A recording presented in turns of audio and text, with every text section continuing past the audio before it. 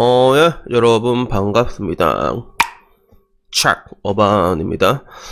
오늘 이야기는 이거 내가 또 이거 할까 말까 좀 고민이 좀 많이 든 거였는데, 근데도 이거 좀 얘기를 해야 될 것 같다는 생각이 들었습니다. 그게 왜 그러냐면 여러분들이 모르면 당해요, 진짜로. 그래서 저도 얘기하잖아. 이게 동남아 1년 반 동안 살면서 지갑만 5번 털렸다고.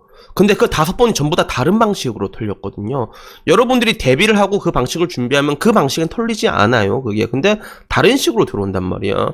그래서 모르면 당한다라고 보는 게 정확하거든요. 그래서 여러분들이 해외 나가면 뻑치게 당하고 털리는 게 몰라서 당하는 거예요. 다들 한국처럼 생각하니까. 그러다 보니까 뭔가 오늘 얘기한 것도 여러분들의 그런 대비 차원에서 알면 안 당할 수 있는 부분이거든요. 그래서 오늘은 그런 외벌이들의 그런 자금 관리라고 해야 될까? 이 부분에 대해서 이야기를 하려고 합니다.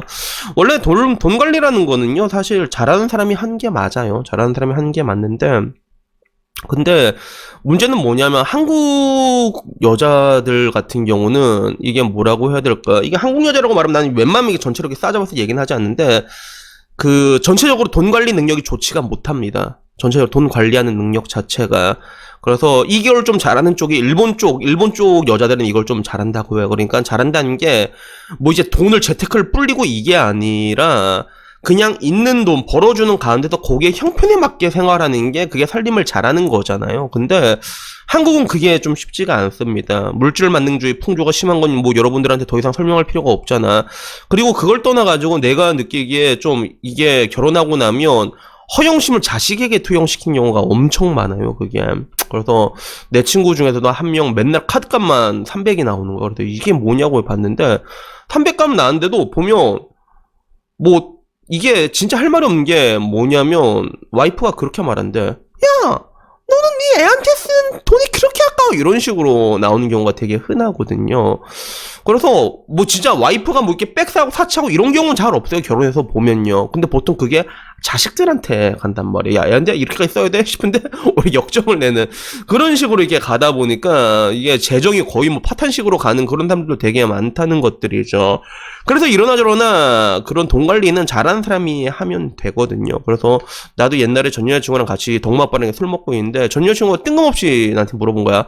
오빠, 나 결혼하면 용돈 얼마 줄 거야? 이러는 거야. 그래서 순간 이게 무슨 말이지 싶었는데 자기가 돈을 벌어서 나한테 돈을 이렇게 월급을 나한테 주겠대. 그러니까 나한테 용돈을 달라고 하는 거야. 그래서 나는 이런 경우가 어안이 벙벙해가지고 야, 네 용돈은, 네 월급은 그냥 네 써라, 네 맘대로 해라, 어차피 하는 건 내가 버는 걸로 하면 되니까. 이러니까. 근데 걔는 뭔가 공동체 의식을 가지고 싶었는데 막, 아니야, 난 용돈 받아 쓸 거야 오빠한테, 이렇게 얘기를 해서. 그래서 용돈 얼마 줄 거야 이러길래 내가 얘기하다가 50만 원이면 되겠나 이렇게 얘기하니까 여자친구가 50만 원이나 준다고 막 이러더라고. 근데 옆에서 듣고 있는 덕마포가 빡쳐가지고 한마디 하더라고요. 나 결혼 생활 10년에서 50만인데 네가 벌써 50만원 받을 생각을 하냐고 이렇게 했는데, 여러분 이러나 돈 관리를 잘하면 상관이 없어. 잘하는 사람이 하면 되는 건데, 문제는 이게 지금 대한민국 분위기 내에서는 뭐 남자가 돈 관리한다면 무슨 엄청나게 큰일 나는 줄 알잖아. 맨날 남자가 그 자기 돈 관리하면 그들은 맨날 뭐 안마방 가고 노래방 가고 그러는 줄 안단 말이야. 그래서 자기가 어떻게든 관리를 해야 되고 그걸로 쥐어 짜내려고 하잖아. 그래서 남자 용돈도 쥐꾸루처럼 주려고 하고. 그래서 뭐 맘카페 이런 데 가면 천하제일 노예대회 막 일어나고 있잖아. 제 노예는요, 한 달 월급 20만 원을 주는데도 돈을 남겨서 돌아서 절 외식을 시켜준답니다. 약간 이런 이런 풍토가 자리 잡고 있는데, 근데 문제는 뭐냐면요, 아까 말한 것처럼 돈 관리를 못한 여자가 굉장히 많다는 거예요. 이런 사람들에게 돈을 관리를 하면 어떤 재앙이 일어나는지 우리 이미 많이 봤잖아. 이미 많이 봤잖아요. 이게 각종 미디어를 통해 가지고. 그게 문제가 된다는 거죠. 근데 이게 진짜 애매한 게, 혼자서 만약에 이렇게 관리를 하잖아, 이렇게 외벌이를 하면, 그러면 보통 근데 와이프가 잡을 수밖에 없어요. 살림할 때 그게 편하거든. 그리고 대한민국은 이러나 저러나 OECD 내 맞벌이율이 가장 낮은 부동의 1위 국가가 대한민국이단 말이야. 대한민국이다 보니까 그런 식으로 될 수밖에 없는 게 되게 큰데, 근데 이렇게 됐을 때 굉장히 다양한 문제들이 생기게 된다는 것들이죠. 뭐 이게 친정이나 뭐 이런 쪽에서도 이제 뭐 가끔씩 이제 뭐 힘들고 그러면 이제 축축축 이런 식으로 계속 빠져나가거든. 이게 계속 빠져나가요 실제로. 아프다고 뭐 이렇게 되면 뭐 답이 없잖아. 그나마 이런 과정에 서로 얘기를 하고 의논을 하고 진행되면 상관없는데, 일단 경제 공동체지만 보통 결혼이라는 건 완벽한 신뢰를 기반으로 하기 때문에 남편 입장에서 별로 신경도 안 쓰고 이렇게 돈만 벌어오고 라면 먹고 산단 말이야. 그러다가 이제 돈이 얼마쯤 모였나 해서, 야, 돈 얼마 모였으면 돈이 없단 말이야. 돈이 없으면, 야, 왜 돈이 없어? 그러면 그거 벌어오고 나한테 화를 낸단 말이야.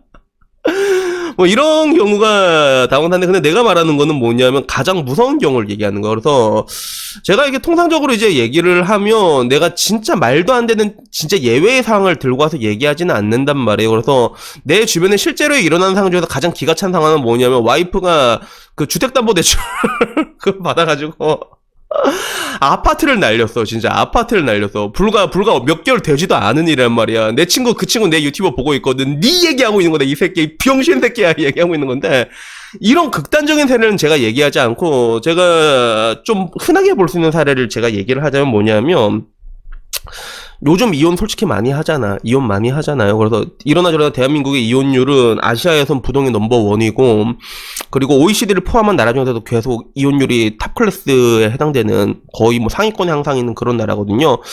그래서 이혼 같은 거를 이렇게 하게 됐을 때 제가 여러분께 말하고 싶은 게, 여자 항상 뭐라고 얘기해? 계산이 엄청 빠르다고 얘기하잖아요. 계산이 엄청 빨라요, 여자들은. 이게 문제가 되는 거예요. 절대로 이혼을 하겠다 마음을 먹었을 때 이걸 바로 진행하지 않습니다. 물밀 작업을 해놓습니다. 이게 뭐냐면, 내 고객들 중에서도 그런 분이 한 몇 분 계시거든, 솔직히 말해가지고. 미래 나한테 물어보더라고. 그럼 어떻게 하냐면 차명 계좌를 만들어 놓습니다. 그걸로 차명 계좌를 만들어. 그래서 가족이나 이런 걸로 만들어가지고 그쪽으로 돈을 이렇게 빼놓습니다. 돈을 이렇게 착착착착 빼놓는단 말이야. 이렇게 하면 몇 년이고 이제 계속 슈킹 쳐놓고 이게 되잖아. 준비되면 그 다음에 진행시켜! 이렇게 진행이 된다. 이게 문제예요. 그래서 통상적으로 뭐 이제 결혼 기간 같은 걸 따졌을 때도 이제 재산 분할 게 다 다르잖아. 그래서 뭐 일반적으로는 10년 넘어가면 5대5라고 하는데, 그게 또 5대5로 절대로 나오는 것도 아니야. 절대적으로 나온 게 아니라 기여분에 따라서 조금 달라진 경우가 있는데, 문제는 뭐냐면 이거를 차명 계좌로 조금씩 빼주잖아. 그러면 이건 애초에 들어가지도 않는 거야. 그래서 이만큼 빼놓으면 이건 입마이 포켓이고, 남은 것 중에서 절반 똑 잘라가지고 이게 진행이 되거든요. 그래서 이혼 같은 경우는 재산 분할이 언제 이혼 신청 딱 들어가면 그 날짜 기점으로 이제 그 자산이 평가가 된단 말이야. 그 기준으로 산정이 되거든. 근데 이게 빠져나가 있는 거야.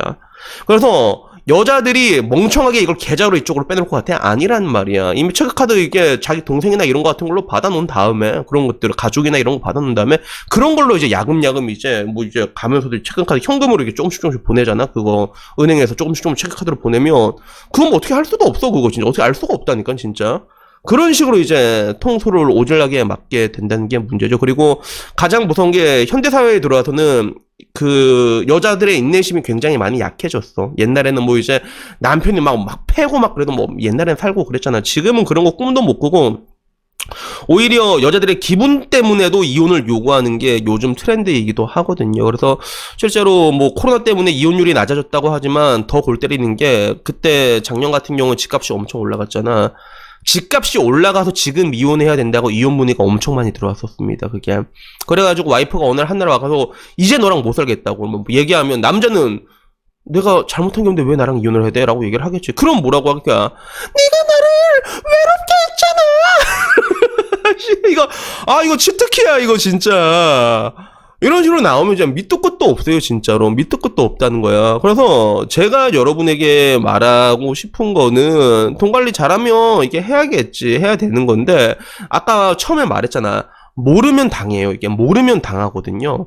그러니까 와이프가 관리를 하더라도 이걸 한 번씩 체크를 해야 돼. 한 번씩 뭐 이게 1년이든 반년이든 간에 이런 거 한 번씩 체크를 하셔야 됩니다. 이 현황이나 이런 것들에 대해 가지고 그걸 놓고 나중에 지나고 나서 보게 되면 이제 어메이징한 그런 결과가 있는 거죠. 그래서 나도 이렇게 솔직히 얘기하면서도 내가 이런 것까지 얘기해야 되나 또 이렇게 하면 또 분명 그런단 말이야. 어머니 형의 얘기를 들을 때마다 결혼하기가 준내 무서워요 막 이러면서 얘기하는데 그래 어떻게 보면 뭐 나도 그런 게 솔직히 무섭긴 해 그냥 무섭긴 한데 근데 문제는 아까 말했잖아 이게 알면 안 당한다고요 알면 안 당하고 그래서 어떻게 보면 요즘 남자들은 그 동지론을 굉장히 추구하는 게 이런 이유 때문이기도 해요 실제로 여자들은 상승혼을 원하는 이유가 여러 가지 기본적인 수동인 것도 있지만 진짜로 돈 많은 여자들은 이게 자기보다 돈 좀 적은 남자를 만났을 때 자기 재산을 나중에 혹시라도 잘못되면 뺏기는 걸 진짜로 두려워하는 걸 제가 많이 봤거든요. 남자들은 이런 거에 대해 고민을 안 하잖아. 그러니까 당하는 거예요. 그래서 여튼간에 오늘 이야기는 또 덕분에 또 요요하지 마라 이럴 건데 이거 모르면 당하니까 당하지 말라고 제가 얘기를 하는 겁니다.